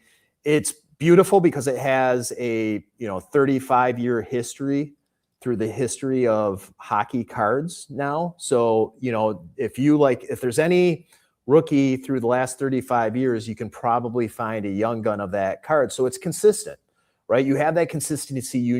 That's a key rookie for those players. Yeah, I like that a lot because I'm a Kobe guy. You don't know, it's kind of okay, Topps Chrome maybe, but it's just there's so many, and now it just got more confusing, the more modern we are. So that's awesome that you have that going in hockey. Well, and they're short printed, but they're still readily available. So in a box, you're going to get 6. Typically, the checklist for Series 1 and Series 2 is 50 players. So you have roughly a 1 in 10, 1 in 9 chance to get the player you're looking for. So they're very achievable, but they're not so common that they fall into every box at the same time. And I think it's that sweet spot, right? It's that sweet spot where they still have value, but they're not out of everybody's price range. To get back to, so Dave asked Snyder, is Upper Deck planning on getting in any other license in sports? And I had a similar question. Any future plans for basketball and Upper Deck? Well, look, we'd love to have a shot at all the licenses. The reality is those licenses are locked up for the foreseeable future with the core sports, right? Baseball, basketball, and football. Look, we're always looking for new opportunities and ways to stretch the limits of what people consider the normal collecting sphere. We've leaned very heavily into golf over the last 25 years because of our relationship with Tiger. And now with Nelly Korda, who's the #1 female golfer. We're looking at, we have our Goodwin product that spans a variety of different sports throughout the world. We have our World of Sports that is now focused on collegiate sports. So we're looking for other opportunities in sports, knowing that these other licenses right now are off the table. So something I noticed was that, if you go back 10 years to the Young Gun cards, there's less printed than current. Now, obviously the demand is probably higher, but I also heard you mention, printing costs are up over the years, 30% or so. So how much of the costs it costs you more, and how much of it is you're just printing more, or it's both? Well, I think those are a little bit detached from each other. The reality is, and again, universally, outside of trading cards, over the last 6 years, inflation is up 30%. The cost of everything is up. Isn't that the truth? Yeah, and it's interesting because over the years, for whatever reason, in our industry, we're less willing to accept price increases than we are in other places. It's really interesting. For years and years, Upper Deck, the base flagship brand, was $299, and it had been $299 for almost 20 years. And when we went to $349, you would have thought that, you know, we kicked somebody's dog. To go up 50 cents after 20 years. We all have this weird frame of reference of when we were kids and we were paying 50 cents for a pack of cards, and we can't reconcile that the cost of gas, food, you know, cars, houses. Now, some have gone prices, up. some products, I can't speak for everyone, have gone crazy up, beat Well, inflation by a lot. that's a whole different animal, Yeah. right? But the reality is the cost of things have gone up 30%. Just Fair. Very everything, fair. right? Yeah. And I think we have to keep that in mind. As far as the expanded production, that doesn't really have anything to do with the cost. I think what we sometimes lose sight of is with the cost of everything, it's not just printing costs that have gone up. Autograph costs have gone up. The cost of game used jerseys, just the cost of making jerseys that we have to subsequently, and all the manufacturers have to subsequently go by, has gone up. A lot of this stuff is there's still a lot of labor at the factories. All that labor has gone up. So there's a lot of inputs that go into the products that have gone up, even outside the printing, right? And so, look, I think some of the price increase is natural. And again, our products have gone up less than other manufacturers. Some of that is demand. A lot of that is manipulation, right? Mm-hmm. And making sure that those products are getting a high price so that the stakeholders can make more money. So I guess I want to just go into printing, not the price. Is it, you know, I would say there's probably 4x more tens of the newer player than an older player, you know, of Young Guns a decade ago. Right. And other, you know, Panini or Fanatics, they did way more. Is that because of just demand is higher for your product? There's more people buying it? Yeah, demand is clearly more now than it was 10 or 15 years ago. Like if you compare population reports on a McDavid or a Draisaitl Young Gun versus a Macklin Celebrini or a Connor Bedard, they are going to be extremely different for sure. And it's not, I mean, it's 3,000 in a McDavid. Oh, that's a 9. How about a 10? It's probably a lot less. Oh no, 3,000 in a 10 and, you know, about 8,000 in the Bedard. So double, triple, but it's not 10x, you know, it's not 100x. So, okay, this is a little bit broad. I don't know if you're going to have a proper response, but Rhonda wanted to ask, does Upper Deck have any plans to innovate over the next, I don't know, 6 months, year, to stand apart from competition? Well, look, I think there's always a lot of innovation in the pipeline. You know, when it comes to card innovation, and I've said this before, you know, the space is 2.5 by 3.5. It is really hard to continue to innovate that space. I think the innovation largely comes from other things that surround that. So I always say the biggest innovation we've had in the last 10 years was our ePack platform that allows people to buy physical cards anywhere on earth with an internet connection, 24 hours a day, 7 days a week. If you don't live close to a hobby store, which many people, especially in other countries, don't, you still have the ability to get hobby product on that service. That was a major innovation, a patented innovation at that allows people to get product. So some of the innovation is how it's being delivered to the customer. But look, we're always working on new things. I think if you have collectors who haven't bought hockey or they haven't collected hockey, I think they'd be pretty impressed with some of the technologies that we've launched. I think our team in the last 6 months has released a series of products that have really had some innovative designs. We've brought back some technologies like Flare from the early 90s just came out for the first time. Hey, okay. Yeah, we've really nailed the technology from the 90s, which was hard to replicate. Those cards are beautiful. So again, if you have that nostalgia from the 90s, we brought back some of that technology from the 90s that hasn't been seen for a while, and then added some new twists to that as well. So if you look at some of those products, There is some really cool stuff, but again, it hasn't been as visible. It's not being pumped. It's not being manipulated on social media. So it's not as visible as maybe some of the other cards that are being pumped on a daily basis. Okay, we're going to go back to a little controversial of a subject, but I heard you talk about it prior. I'm fully in agreement with you that I'm not big on the digital repacks. I don't like it. And so a portion of the slabs and inventories going into these, and they aren't what I want in the hobby, but do you see long-term sustainability with these types of services? More and more companies seem to be trying to steal market share in this space. I don't see long-term sustainability with these, but maybe it's just the slots of now. Where do you think this is a long-term product that lasts a long time? Well, I think the issue here long-term is that these companies generally aren't working on a lot of margin. So, you have these runners that are going to card shows or shops, and they're buying stuff at 90% of comps, in some cases 100% of comps, 110% of comps. And that's all well and good when the market is going up, right? But at some point, if a group of cards corrects or the market corrects, all of a sudden you're losing that 10, 20% very quickly, right? And I think that's where you run into an issue. Look, we've been very lucky. This market for us at Upper Deck has been growing since 2015. It's a long run. And, I don't see any signs right now of it slowing down.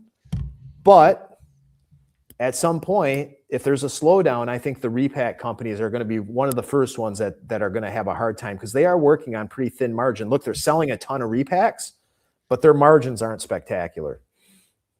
Zig, I don't know. Is Bedard in a 1-of-1 E-pack? I don't know why Ziggy asked. I don't know if that's relative or not. So I think what he's referring to is that the 1-of-1 gold outburst Bedard still hasn't surfaced. It's kind of the card. There was a bounty out for it for a while. Yeah. I think one of the biggest issues when you talk about hockey is so many of the collectors are extremely private. We don't know if it's been pulled or not. There's a good chance that somebody pulled it and just put it into a private collection. It is one of the challenges with hockey versus the other sports, is because so many collectors are pure collectors and so many of the big collectors are private. Some of these big cards don't get seen on social media to cause the excitement. And look, I think that is one of the blessings of social media in our industry, is that when a cool card sells or is pulled, whether it's in a break or it's pulled at a local shop, you can see it. You get to see it. You get to see it pulled, and it gets promoted all over social media. But just like hockey players are more reserved, our collectors are a little more reserved, and they don't necessarily share the way that other collectors do. The next question, I don't mean to put you on the spot here, and it might be hard. You're a pretty articulate guy, so I'm going to ask, but a hot topic that keeps coming up, and I heard you mention on that Collect interview, was private sales. And I think we all kind of understand why it's a little wishy-washy or funny, but I don't know, can you boil down quickly, articulately, why it's a little, maybe misleading, or can be, I'm not saying it's always nefarious, but can lead to something funny. What is the problem, comping with private sales? I think private sales are really hard, and I think it's two sides of the coin. I think if we take the positive side, look, if I'm a collector and I spend $5 million on a Wembanyama card, I don't know that I want my name out there and, the target for somebody breaking into my house, right? So I completely understand the positive side of that. The flip side is that there seems to be, again, when you have auction houses that are owned by manufacturers that are promoting that this card sold in a private sale, it raises questions. And it can be a legitimate sale. But again, one of the things I talk about all the time is, look, there are real conflicts of interest and there are perceptions of conflict of interest. And we know perception becomes reality. So if you put yourself in a perception of that conflict, you start having questions. When you hear the term private sale, the first thing, again, anybody that's been in this industry long enough says is, okay, it's a private sale. Is it real? Like, do we know if it's real? And again, it's the nature of the saying, it's private. Well, what does that mean? Why is it private? Like, it creates all these conspiracy theories that don't help us. And look, some of these private sales, I don't buy. Some of them are legitimate, but again, That's how do right. you That's tell, right? Like, how do you tell? You just don't know. No, very fair answer. So I'm going to get a little nerdy for a couple minutes. Chat, just bear with me, viewers. But let's see. Let's put this back. So Harry Potter is something I grew up with. I read Roald Dahl was my favorite author. It's all I'd read. I wouldn't read a lot else. Harry Potter came out. I read a lot of Harry Potter. And I know you guys have, a license and are going to produce some Harry Potter stuff. So when can that, be anticipated to come out? And I know HBO is coming out with a new series. So are you trying to do anything with that new series, or is it all going to be based off, the movies, the old movie or books? Well, first of all, I didn't see this question coming.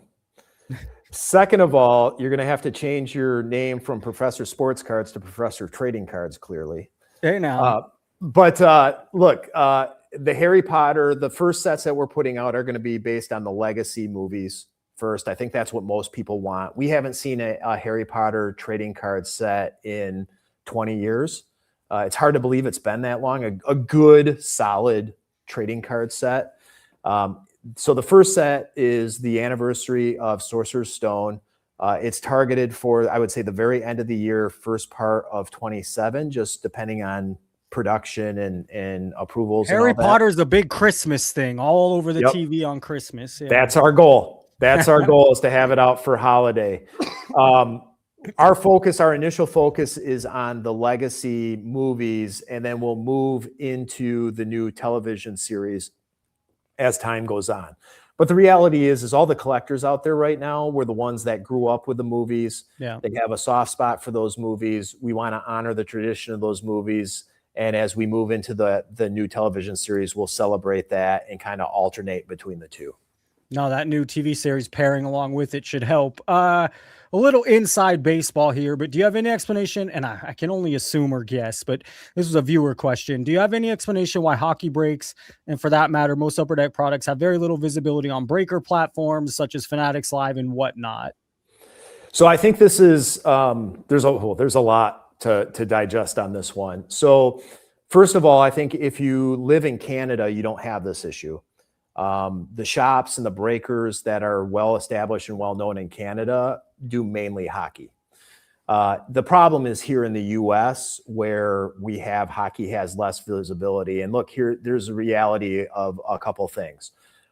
We only sell to brick and mortar trading card stores. And again, it surprises me how many people don't know that. But we don't sell directly to breakers. We don't sell directly to show dealers.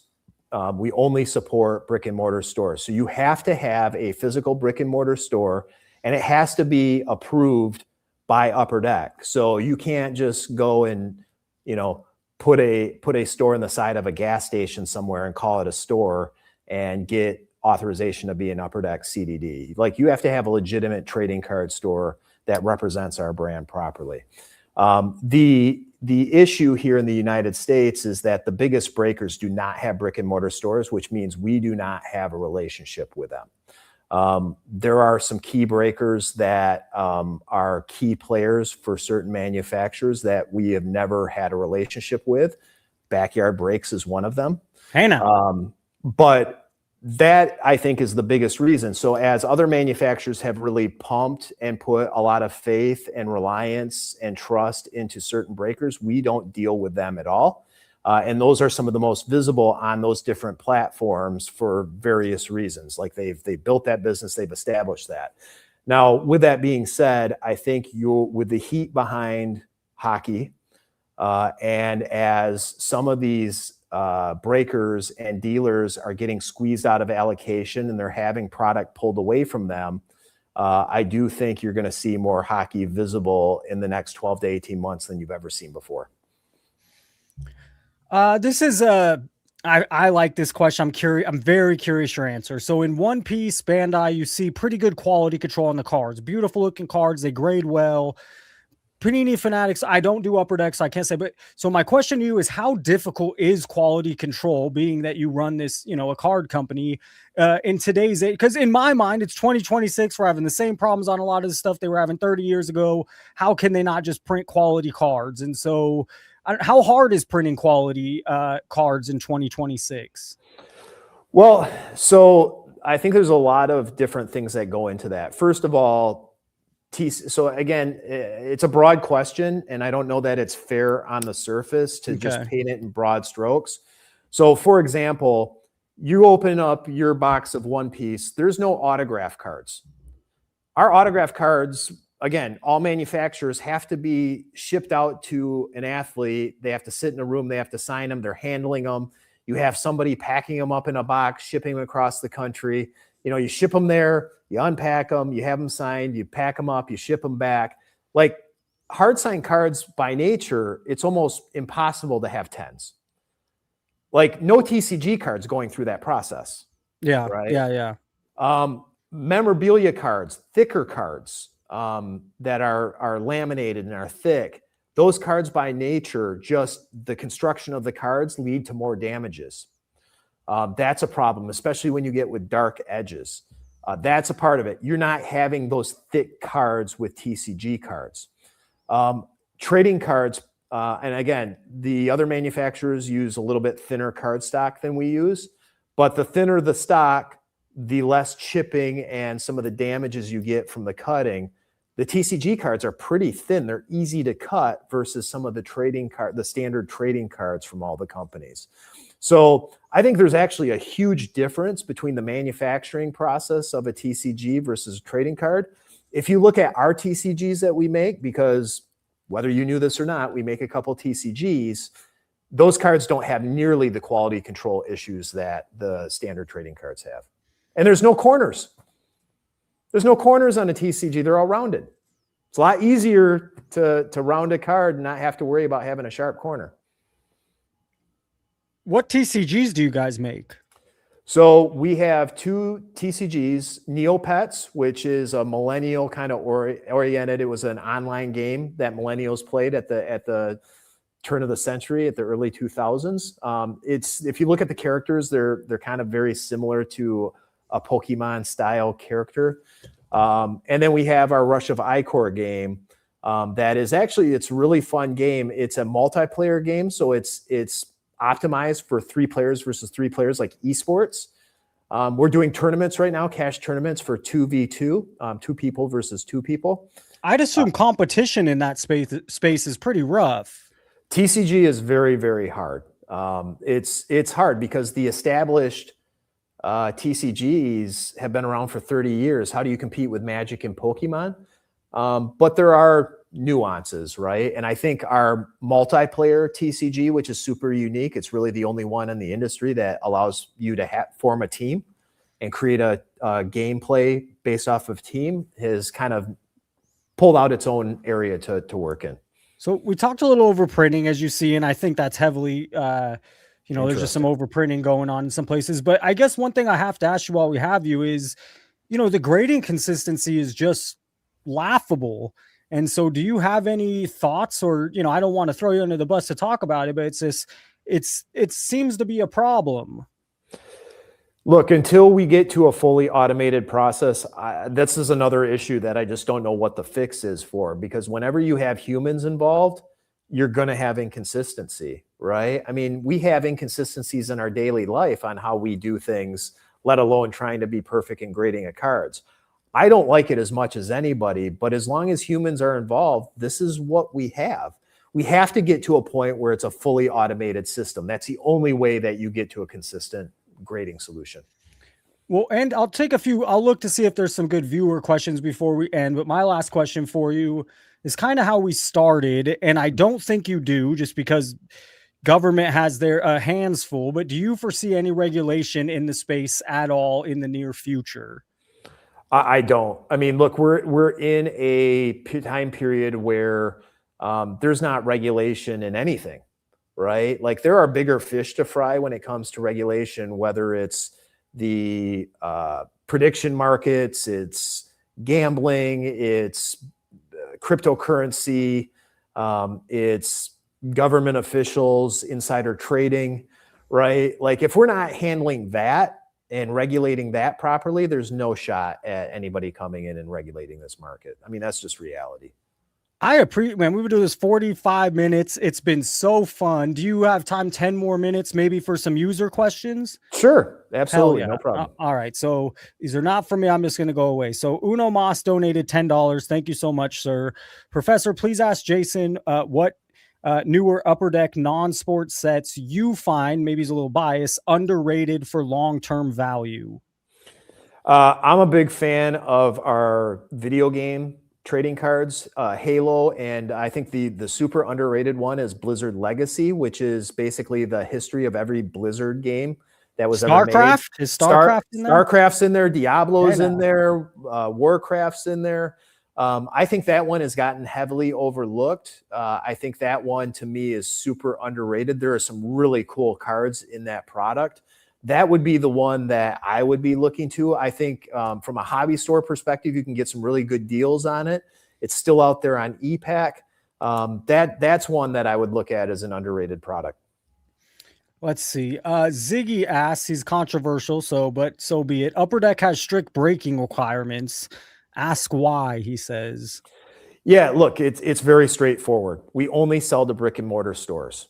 So, and the reason is, and I will say this till I'm blue in the face, is every scam that we've seen with braking, and we really didn't get into a lot of braking talk, right? But every scam we've seen is some fly-by-night breaker or somebody who doesn't have to answer to a customer in the morning at a store. We only sell to brick and mortar stores. Those stores obviously can break if they want to. They have to figure out whether breaking is in the way they do it is legal or not. And again, that opens up a whole nother discussion potentially.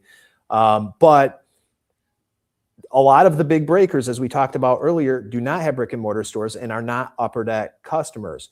Our biggest thing is protecting the collector to make sure they don't get scammed.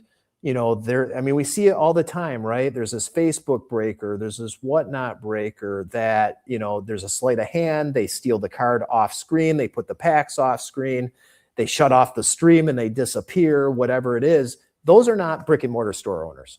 They're not, because at the end of the day, you could come down there and, you know, throttle them with the police the next day if they stole your card on a stream because you know where their place of business is. That is ultimately, it's the protection for the consumer, Ziggy. Frank, are you trying to come on real quick with the question? I am. Just 2 points. You don't have to put me on. First, the AEW breaker that we've had call in a couple times, he desperately wants to get on. He's eloquent and he's asked he's questions. great. He's great energy. Yeah. So if you want to drop the link, I promised I would say something. And then the rest of the chat is ferocious about Jordan. They want as much Jordan as possible. So what about Jordan? Ask him one question. What do they want to hear about Jordan? Can you produce more Jordan? Can you put out more autographs? How are we going to see more Jordan? Can you put Jordan hockey cards? Like, I promised them that I would ask. All right, no, it's fair. I'm glad you did. All right, Frank. Yeah, yep. Look, we're trying to be very careful. Like Michael Jordan is the biggest athlete brand in the world, right? And we don't want to overdo it, especially, you know, we do not have an NBA trading card license like that. I think that's everybody's dream, is that Upper Deck has a basketball license again, and we can make Michael Jordan in a Bulls jersey. But we haven't had that for quite a while. So we've been very careful on how we've used Michael throughout the years. We featured him quite a bit in North Carolina for a while. We moved over to golf. He was in some of the golf sets. There are some incredible Michael Jordan golf cards, some duels with Tiger that are pretty cool because he was golfing quite a bit for a while. We kind of moved into the business owner phase where there was a lot of Michael in a suit, you know, kind of he owned the Bobcats and then later the Hornets.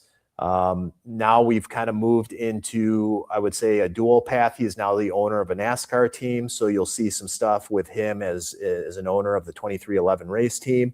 And then through a really good relationship with the Jordan brand at Nike, you're starting to see us release autograph cards and non-autograph cards of this iconic Nike Jordan brand photography of stuff that we all grew up with, these marketing campaigns, these posters, these commercials of Michael now being worked into trading cards that I think give something new and unique to consumers. But again, we're going to protect his value. We're going to make sure we don't overdo it. We've seen that with other high profile athletes in this industry as the stuff gets oversaturated, overproduced, and the values fall. That's, our number one mission is to protect the value of all of our spokespeople. I appreciate your time so much. I'm going to do 2 more viewer questions. Jay calls in regularly. He's an AEW breaker. Great vibes. I'm sure he's going to give you some love. But this one is interesting, and I'm ignorant to this. Will Upper Deck renew its license in 26, 27? Does that mean, is it up for grabs? Are you going to have a problem here? No, there's no issue. No issue. No, you can expect hockey cards from Upper Deck for the foreseeable future. Hey now. And then this was a really interesting one. Ham asks, who approves a card set and designs it before launching? How long have they been there? I feel like someone can't just say, like, if you don't like it at the end, you just can't say, okay, we're not printing it. I found that interesting. I don't know what kind of answer you can have. That's a good question. So it's interesting. Our heads of design have all been here or have been in the industry 20 years plus. So our head of design is G. McLeod, who was the designer for a lot of the early Fleer designs that everybody loves from the 90s. Our head of sports and our head of entertainment have been here 20 plus years. They've been doing a lot of the iconic Upper Deck designs for years. So we have the best designers in the industry by far. I think that the issue for our friend Michael Ham is that design is subjective. Art is subjective.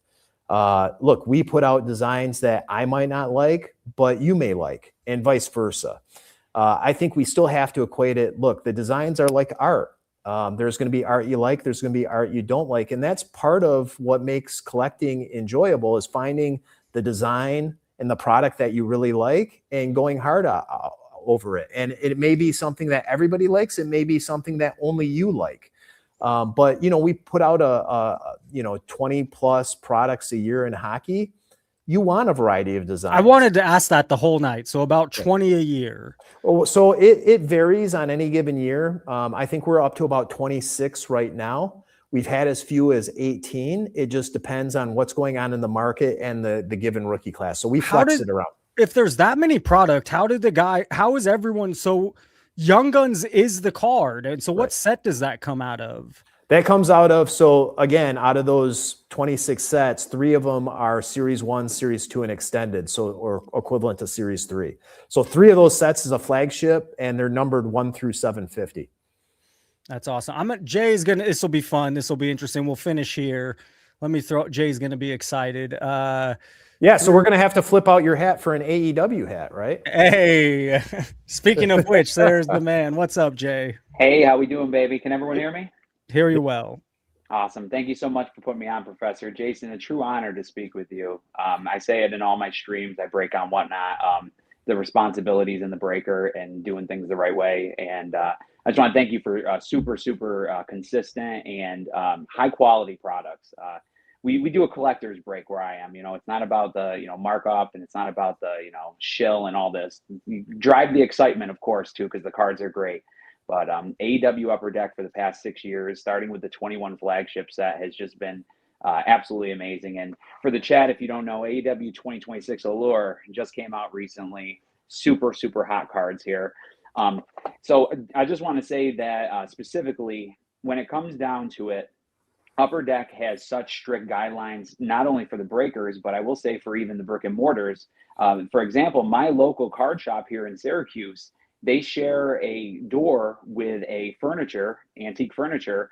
Upper Deck is so strict, they don't let them have the product. So it's a real pen in the feather or feather in the hat for Upper Deck, because they don't want that. They don't want all that stuff heading into the hobby. So Jason, I did want to ask you specifically, and I know that we've gotten more with the 2025 Game Used SP and the 2025 Signature. Look at that. These have on-card autos in them. Yeah. So we were talking about on-card autos earlier too. For quality purposes, obviously it's easy to get them to sign a bunch of stickers, but when it comes towards the on-card autos, the expansion of that has been amazing. And I just wanted to ask, how difficult was it to put a fork into the John Moxley 1-of-1 fork? That was just an amazing card. It was recently hit. We talked about it on the show. Yeah, so let's start with the product assortment. So look, AEW, when we started with them, was a new organization. Wrestling for us was new at the time. I appreciate all the love on the products, but look, there were a lot of growing pains as well, developing the products over the years. We started with all labels to make sure we were getting product to market, especially during COVID when there was a lot of restrictions and a lot of things going on. I think we were dealing with a new brand, a new wrestling organization. They were learning trading cards. We were learning their organization. So look, I think there's some card product in between there that could have been better if we're very honest about it. I think we finally hit our stride now. I think SP Signature was really well done. The price point is amazing for what you get with an autograph in every pack. And in some cases, you get a couple autographs in a pack. I think SP Game Used was really well built.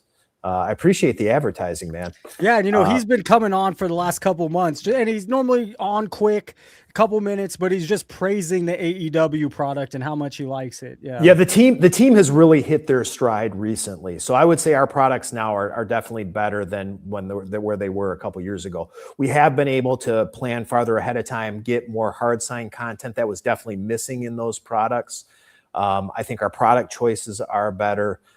So I think we're finally at a point, and the product is actually coming out on a regular basis. We had some starts and stops that caused some issues for dealers and collectors as well.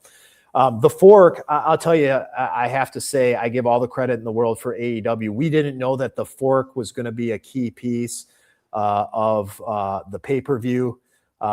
We didn't know it, but as soon as we saw it, our team reached out to AEW, asked if we could get it.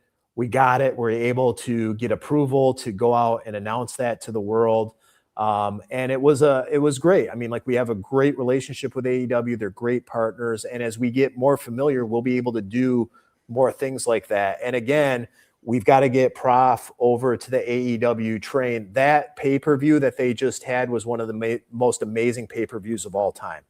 Any company all time, correct? Yeah, and they weren't allowed blood, and it was still great. So I think Prof, like, right now, AEW has a lot of momentum. There's a lot of great storylines going on. We've got to get you shifted over and paying attention. I'm not saying you have to walk away from WWE. MJF is the man. Yeah, MJF is my favorite wrestler. And Mankind, I guess, just signed over with AEW. I love Mick Foley, so yeah. Jason, we're going to work on him. Don't worry. But if you just want to speak on just a Legends basis, Taz signed with them years ago. Mark Henry signed with them. Big Show. Paul White. You know what I mean? They're saying Hardy Boys versus Christian and Edge one last time. It would have to be done with AEW. Jay, thank you for calling in. I just want to just thank Jason for amazing products. You always have my support specifically, and just the consistency and the quality of cards. The last thing I want to say, too, the people in the chat were asking about MJ.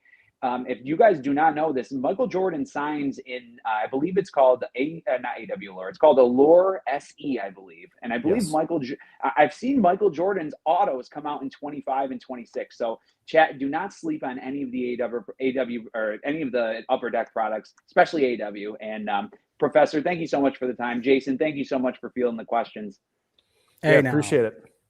I guess I have one last question. That Allure product, I think that's what he called it. What else is in that besides basketball, or is it just all Jordan? So the beauty of we generally do 2 multi-sport products. I would say 3 if you include World of Sport, but I'll exempt that for a minute. We do Goodwin Champions every year, which is our eclectic old school retro that pays tribute to the original 1800s Goodwin. It's stylized vintage. But again, in Goodwin, when Goodwin was created, it was an eclectic mix of athletes, entertainers, and weird things like butterflies and horses and things of that nature. So we still have that brand, and it includes a whole bunch of stuff. So comedians, musicians, and then multi-sport athletes. And then we have usually a second brand, whether it's Metal Universe or Allure, we call it SE. Which is sports and entertainment, essentially, that has an eclectic mix. So you can have Michael Jordan, and then you'll have Lamine Yamal, and you'll have Nelly Korda, and you'll have Wayne Gretzky. So it's like a cross section of the greatest athletes across sports across the world. That's what he's kind of referring to there.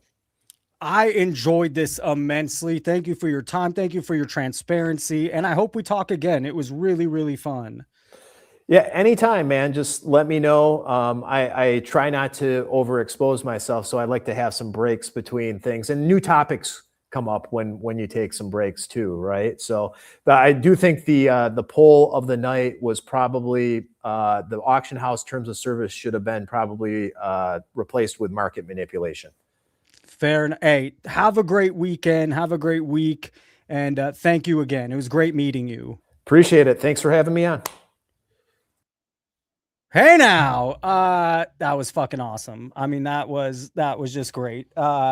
I can't, it's just the reason I love it so much is that you don't hear this from people that because the bid's got to grow. And so there's nothing wrong with talking a little bit about the truth. And it makes me feel like I'm not wearing a tinfoil hat like some of you guys are claiming, because that's just not what's out there. That was just amazing. Hit the like button. A big thank you to Jason Mashara.